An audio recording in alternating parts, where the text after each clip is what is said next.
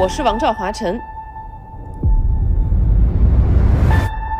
Recently, this pilot's insane aerial achievements has become a meme. This woman allegedly hit 12G while doing aerial stunts. She's the first female aerial stunt performer in China.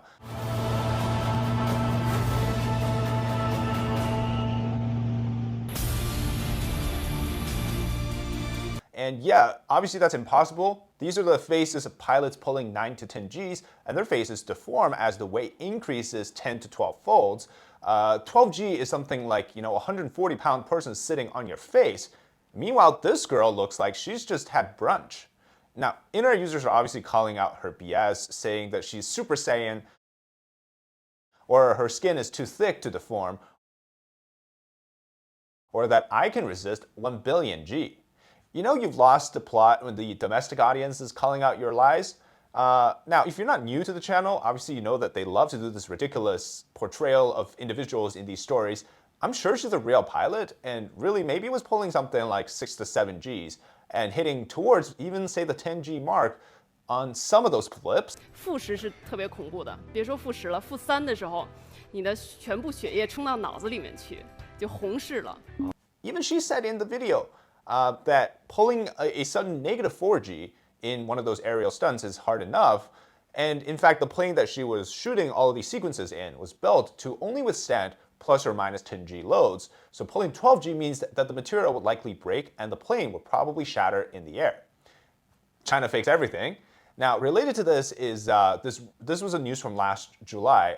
A single student from a northern province, she was accepted into PLA Air Force Academy Flight School. Which caused a massive uproar over the potential of nepotism, given the fact that her father was also a pilot with the PLA Air Force. Now, this girl, no offense to her looks, has a clear case of strabismus, which is when your one eye is angled inwards, and that's called esotropia. So she also has things like misaligned teeth, which you can tell from the speech. 我父亲也是一名飞行员，他给我从小带来了很多的影响。 These together are disqualifying traits in the PLA Air Force. Because applicants must not have strabismus or myopia, which is nearsighted or farsightedness, and must not have any dental malocclusion. What's even stranger is the fact that her so-called acceptance award has no date or month on it. So does that mean she just gets to go in whenever she feels like it, or what? Internet users were pointing out that the case with her eyes, the double eyelids were recently done in the surgery, and some of the comments were saying things like, this one here says, my nephew is a graduate from a different provincial Air Force class. These kind of eyes won't pass the exams. And this one here says, the PLA won't be using an active electronically scanned array to target things. They will now be using strabismus. Now, this is one of those cases where people are taking it pretty far with the memes. Like this one here says, she has extrasensory special abilities. Or this one here says, if this is okay, I can be a pilot too.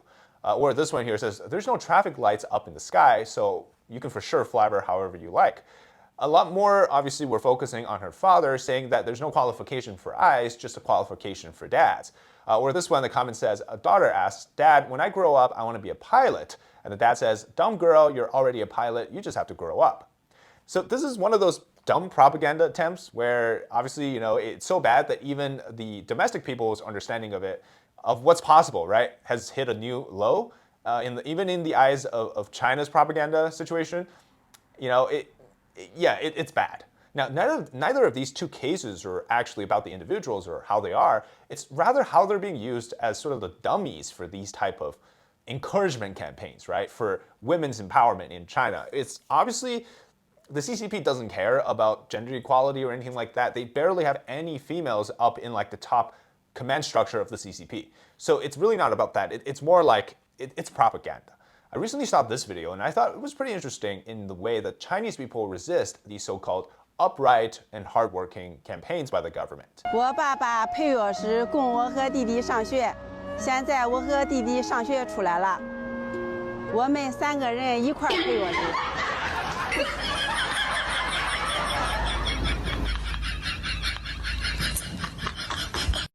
Now, after watching this, the official narrative is obviously, according to our first two examples, it would have been that the woman's success in escaping from, a relatively blue-collar or laborious work would be that, her career was built on her father's key matching stall, business, that she was able to go to, studies or university because of her dad's hard work.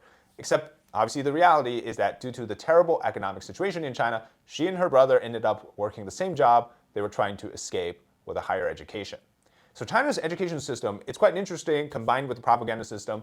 It's what most people will grow up knowing, how the country, it should be the one that they thank, the party should be the one that they know they benefited from, without actually seeing any of these benefits, obviously. Take this video here. Students are watching anti-Japanese videos in their classroom. The point is to constantly create the idea of the party being the role model and a savior to the Chinese people, right? But the problem is, fast forward to 2026, as we learned in these examples and videos, Chinese people are tired of this apparent facade of a great country. 当下正在经历什么，都要调整好心态，继续前行。人生百般滋味，生活需要微笑面。 Here's a recent propaganda fail. A new report claims that the Chinese NPC, which NPCs they are, but of the National People's Congress, which is like the rubber stamp legislature, they don't make any laws, they don't have any real power, but they've been using these hot water thermos for 30 years. Because apparently these officials have to have tea everywhere they go for meetings, and they can't boil water on the spot, so they use these during, meetings, in an attempt to show how frugal these officials and their government building managements are with resources. Wow, thermos that are chipping away and rusting, they're still using them, they won't replace them. For 30 years. Supposedly, I love our incorruptible officials, said no Chinese person ever, by the way. But later, internet users found out that these in store for that long, they actually only started selling them in 2015.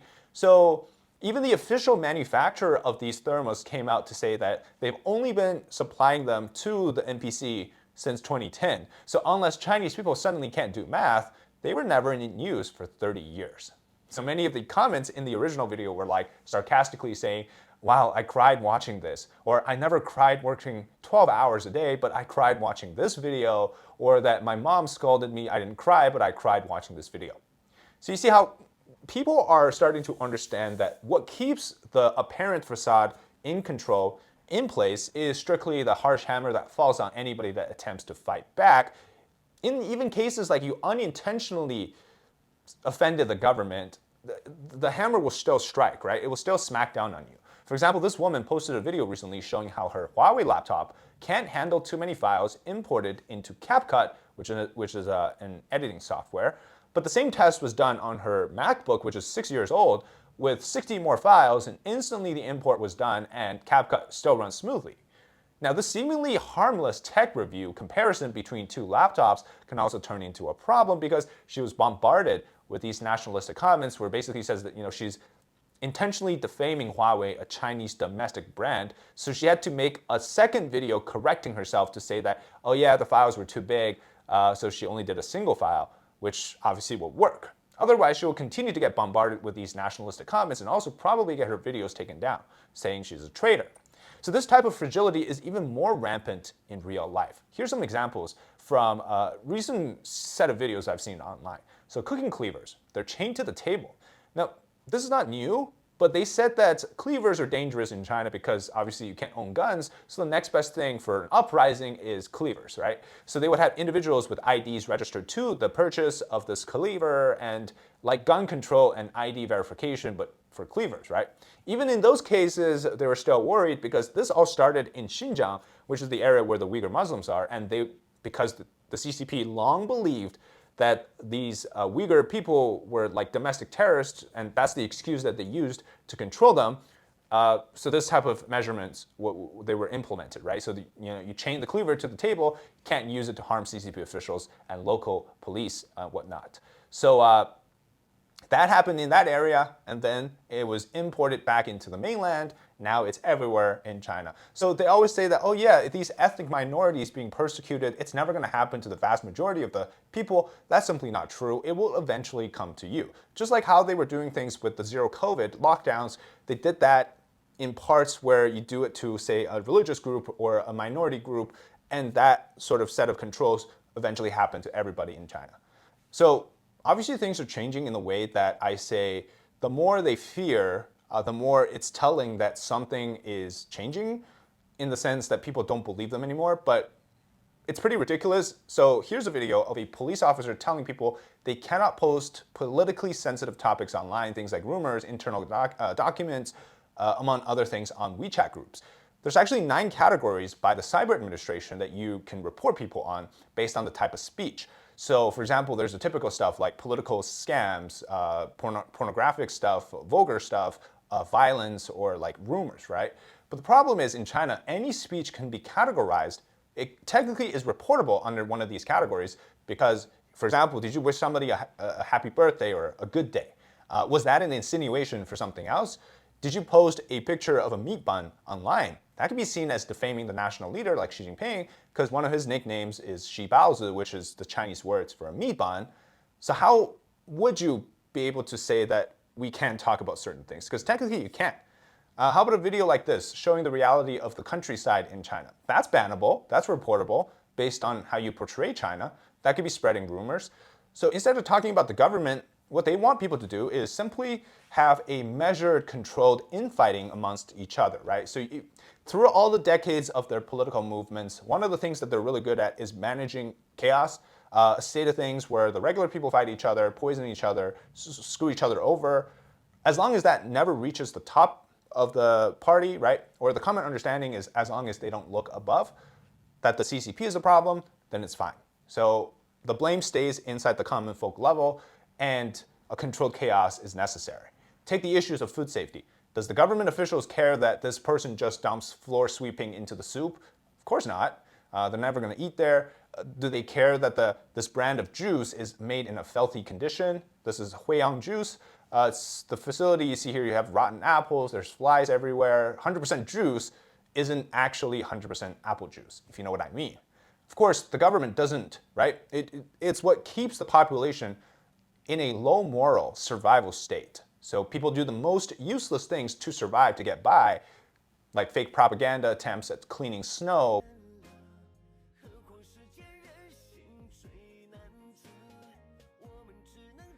painting chairs, whatever the case may be, that they can do something, say a mission from above, get it done, and get it over with. Workers cleaning the fallen leaves and flowers on trees just so they can get it done with by smacking it all out.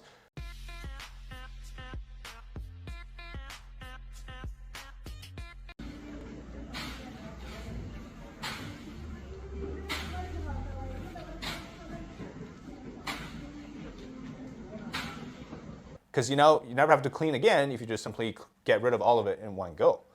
Contractors resort to the tofu drag experience so they can maximize profit and build them so fast. That's how a shortcut nation was formed.